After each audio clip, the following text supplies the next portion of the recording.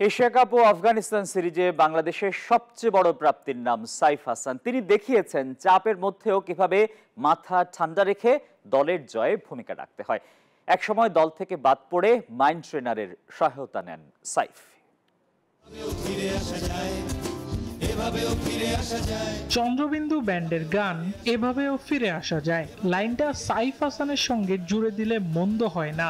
গানের লাইনটা যেন সাইফকে নিয়েই লেখা। গায়ে লেগে যাওয়া টেস্ট ব্যাটার তকমা ঝেড়ে ফেলে বর্তমানে বাংলাদেশের সবচেয়ে ধারাবাহিক টি-20 ব্যাটার সাইফ। কিন্তু কিভাবে?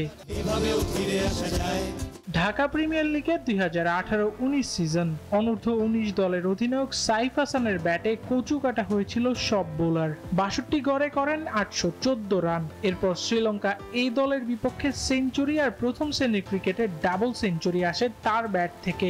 2019 সালে সাইফ ডাক পান জাতীয় দলে, কিন্তু বিধি বাম। বদলি ফিল্ডার হিসেবে প্রথম টেস্টে ক্যাচ ধরতে যুক্তরাষ্ট্রের এক নম্বর জিম চেইন গোল্ড জিম এখন আবারও বাংলাদেশে।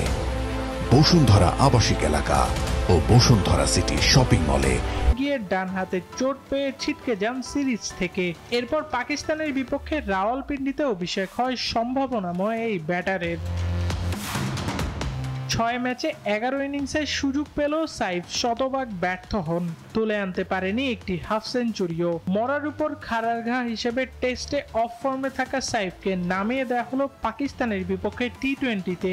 যথারীতি 2 ম্যাচে ব্যর্থতার পরিচয় দিয়ে দল থেকে বাদ পড়লেন তিনি। এমনকি বিপিএল এর দলেও নিয়মিত একাদশে সুযোগ পাননি এই ব্যাটার। নিজেকে ফিরে পেতে সাইফ মনস্তাত্ত্বিকের সহায়তা নেন, করেন মাইন্ড ট্রেনিং। এরপর রংপুর রাইডার্সের হয়ে 2 মৌসুমে বিপিএল এ ও জিএসএল এ করেন দুর্দান্ত পারফরম্যান্স। অবশ্য বিসিবিও ধন্যবাদ পেতে পারে। কখনোই এই ক্রিকেটারকে ছুঁড়ে ফেলে দেননি বাংলাদেশ ক্রিকেটের অভিভাবক সংস্থা। সবসময় জাতীয় দলের আশপাশে রেখেছে। এই দল থেকে বাংলা টাইগার্স সব জায়গায় সুযোগ পাওয়ার প্রতিদান এখন দিচ্ছেন আজকের সাইফ হাসান। আবরার আল দাইয়ান, নিউজ 24।